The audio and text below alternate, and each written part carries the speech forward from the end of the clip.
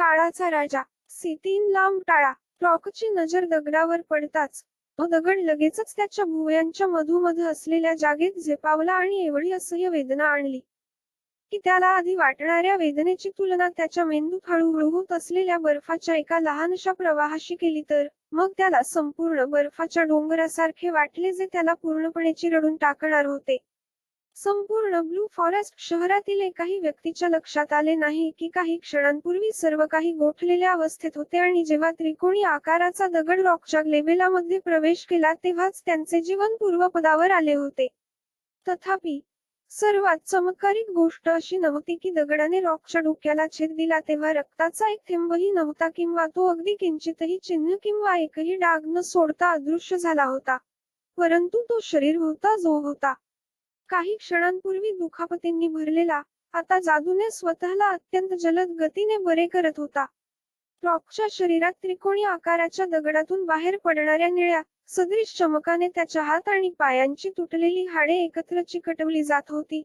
त्याच्या मनाला होणारी वेदना कमी होत होती आणि त्याच्या सर्व जखमा बऱ्या होत असताना त्याच्या शरीराचे पोषण होत होते. त्याच्या छातीवर झालेल्या भीषण दुखापतीसह त्याच्या 3 खराब फ्रॅक्चर झालेल्या फासळ्याही वेगाने बऱ्या होत होत्या.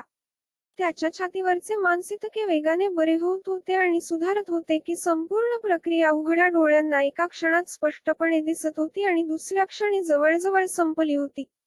हा तमाशा कोणीही पाहिल्यास तोंड फुगवून सोडले जाईल, कारण त्यांना असे वाटेल की देव स्वतःच त्या वाईटरित्या मोडलेल्या शरीराला पूर्णत्वास नेण्यासाठी आले होते. ब्लू फॉरेस्ट सिटीचा सर्वोत्तम किमयागार मास्टर लू डोळ्याच्या झटक्यात अशी जखम भरून काढू शकेल असे औषध तयार करू शकला नाही. डोळे मिचकावताना ते बरे करण्याचे विसरून जा. जरी मास्टर लूने त्यांची सर्वोत्तम औषधे तयार केली असली तरीही अशा दुखापतीला बरे होण्यासाठी किमान 1.5 महिना लागेल. अंतर्गत जखम किंवा रॉक तुटल्याचा उल्लेखही करू नका. हाडे अशा औषधाने केव्हा आणि पूर्णपणे बरे होऊ शकतात हे माहीत नाही. कदाचित मास्टर लूपेक्षाही श्रेष्ठ एक किमयागारच त्यांना परिपूर्ण स्थितीत परत आणू शकेल. एक उदबत्ती वेळ निघून गेली आणि जरी रॉकच्या जखमा त्या अंतर्गत असो वा बाह्य पूर्णपणे बरे झाल्या तरीही त्याला डोळे उघडायचे नव्हते. जेव्हा वेदना नुकतेच कमी होऊ लागल्या आणि आठवणींचा एक नवीन संच त्याच्या मनात समाकलित होऊ लागला तेव्हा त्याने ते पहिल्यांदा उघडले. तेव्हाच रॉकला समजले की त्याचे हे शरीर पृथ्वीवर परत मिळालेल्या शरीरासारखे नाही. तो त्याच्या मेंदूच्या, त्याच्या स्वतःच्या चेहऱ्याच्या आणि शरीरातील आठवणींच्या या नवीन सेटमध्ये पाहू शकतो. त्याचे शरीर आता कुपोषित नव्हते आणि ते जड नसले तरी त्याच्या स्वतःच्या चेहऱ्याशी आणि उंचीशी उत्तम प्रकारे जोडलेले होते. सुंदर सुंदर चेहरा आणि तीक्ष्ण परिभाषित वैशिष्ट्यांसह त्याचे शरीर 173 सेंटीमीटर 5.8 फूट उंच होते. त्याला त्याच्या सध्याच्या शरीराबद्दल सर्व काही पूर्णपणे समजले होते आणि त्याच्या मनात दिसणाऱ्या आणि जुन्या आठवणींमध्ये विलीन झालेल्या आठवणींचा हा नवीन संच कुठून आला होता, ज्या क्षणी त्याची डोकेदुखी शेवटी कमी झाली होती. हे शरीर मूळतः शुनलॉंगचे होते आणि शुनलॉंगचे वडील शुनफँग हे स्काय फॉर्च्यून किंगडमचे मजबूत फॉर्मेशन मास्टर आणि संपूर्ण ब्लू फॉरेस्ट शहरातील सर्वात मजबूत आहेत. रॉक सध्या जमिनीवर पडला होता. त्याचा चेहरा आकाशाकडे होता कारण त्याच्या मेंदूमध्ये अधिकाधिक आठवणींचा पूर येत होता. त्याचे सध्याचे स्थान ब्लू फॉरेस्ट पासून जवळपास 3 मैल दूर होते, ज्या ठिकाणावरून ब्लू फॉरेस्ट सिटी हे नाव पडले. स्काय फॉर्च्यून किंगडम मधील ब्लू फॉरेस्ट हे एक अतिशय प्रसिद्ध ठिकाण होते. संपूर्ण स्काय फॉर्च्यून किंगडम मधील हे एकमेव ठिकाण होते ज्याला एकाच वेळी स्वर्ग आणि नरक दोन्ही मानले जाऊ शकते. त्याच्या आत खूप खजिना सापडतो, या अर्थाने ते विलक्षण होते. औषधी घटक, मास्टर्स तयार करण्यासाठी लागणारे दुर्मिळ साहित्य, तुमची लागवड वाढवण्यासाठी खजिना. जर तुम्ही भाग्यवान असाल तर सर्व काही आत सापडेल. पण फक्त कोणीही आत वॉर्ड्स करू शकत नाही आणि या गोष्टी घेऊ शकत नाही. ब्लू फॉरेस्ट मध्ये जाण्याचा विचार करण्याआधी लोक सहसा मजबूत संघ तयार करतात आणि तरीही मृत्यू दर 50% पेक्षा जास्त होता. खजिना उचलणे इतके सोपे कसे असू शकते? ब्लू फॉरेस्ट मधून या गोष्टी घेणे इतके सोपे असते तर लोकांनी खूप आधी संपूर्ण जागा साफ केली असती.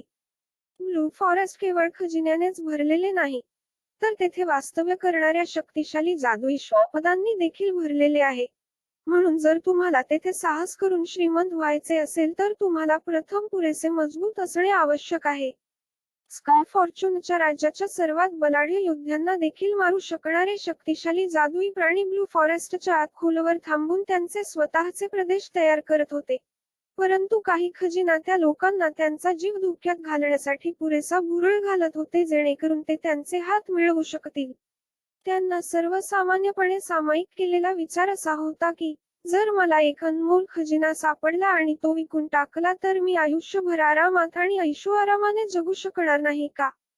शन लॉन्गकडे त्याच्या सोबत 2 अंगरक्षक होते जे त्याच्या वडिलांनी नेहमी त्याच्या संरक्षणासाठी नियुक्त केले होते आणि यावेळी तो ब्लू फॉरेस्टच्या दिशेने प्रवास करत असताना त्याने त्यांना सोबत घेतले. साधारणपणे शून लॉन्ग कधीच एवढं मूर्खपणाचं काम करणार नाही. कारण ते निळ्या जंगलात जाऊन फक्त मरणाची मागणी करत होते. पण यावेळी गोष्ट वेगळी होती. कारण अशा अफवा पसरू लागल्या होत्या की ब्लू फॉरेस्ट शहरात एक मौल्यवान खजिना आहे. त्याच्या अवरोधित मेरिडियन उघडण्यास आणि त्याला शेती करण्यास परवानगी देण्यास संभाव्य मदत करू शकते. तथापि, ब्लू फॉरेस्टकडे जात असताना, शुलॉंगच्या गटावर काळे कपडे आणि मुखवटे घातलेल्या 5 लोकांनी हल्ला केला आणि शेवटी, शुलॉंगचे दोन्ही अंगरक्षक आणि त्यांचे घोडे मारले गेले आणि स्वतःलाही जवळजवळ मारले गेले, जेव्हा आकाशात विजेचे वादळ दिसले आणि त्याच्या हल्लेखोरांना घाबरवले. पण शेवटी शून लॉन्ग त्याच्या जखमांमुळे मरण पावला. तथापि, त्याचा आत्मा पूर्णपणे नष्ट होण्यापूर्वी, रॉकच्या आत्म्याने त्याच्या शरीरात प्रवेश केला आणि मृत्यूपूर्वी त्याच्या भावनांसह त्याच्या जीवनातील आठवणींचा वारसा मिळाला. शेवटी रॉकने त्याचे नवीन शरीर हलवले कारण तो जमिनीवरून उठला आणि हळूहळू त्याचे विचार व्यवस्थित मांडले. त्यानंतर, त्याने एक दीर्घ श्वास घेतला आणि नंतर श्वास सोडला. कमी आवाजात बोलण्यापूर्वी, तो स्वतःशी बोलतोय की इतर कोणाशी बोलतोय हे माहित नाही. तुझा आत्मा मेला पण तुझ्या आठवणी आणि भावना माझ्या आत राहतात. मी आहे पण मी पण तू आहेस. मी जवळजवळ 20 वर्षे दुःख, हानी आणि वेदनांनी भरलेली आहे आणि तू 16 वर्षे तुझ्या समवयस्कांकडून तिरस्काराने जगला आहेस. त्याचा आवाज प्रत्येक सेकंदाला मोठा होत होता. आजपासून मी श्रीमंत होण्यासाठी दीर्घकाळ जगेन. त्यामुळे मला पुन्हा कधीही भूक लागणार नाही. माझ्या भूतकाळातील वेदना कधीच जाणवणार नाहीत. हीच माझी भूतकाळाची शपथ आहे. मी दीर्घकाळ दूर राहण्यासाठी कोणीही किंवा कोणत्याही गोष्टीद्वारे मुक्त आणि अनियंत्रितपणे उंच उडण्याइतपत मजबूत होण्यासाठी जगण्याची शपथ घेतो. कधीही इतरांच्या बंधनात किंवा विवश होणार नाही. या अवरोधित मेरिडियन्समुळे मी शेती करू शकत नसलो तर काय? मी स्वतःला पुन्हा मारण्याची परवानगी देण्यास नकार देतो. आजपासून, मी शपथ घेतो की, माझ्या आयुष्यात वाकण्यापेक्षा मी खंडित होईन. या दिवसापासून, मी लांब राहीन. आणि ही माझी शपथ आहे की आकाश आणि पृथ्वी दोन्ही माझे साक्षीदार आहेत. शून लॉन्गने शून लॉन्गच्या शब्दांचा प्रभाव पडल्याप्रमाणे शून लॉन्गच्या शब्दांवर प्रभाव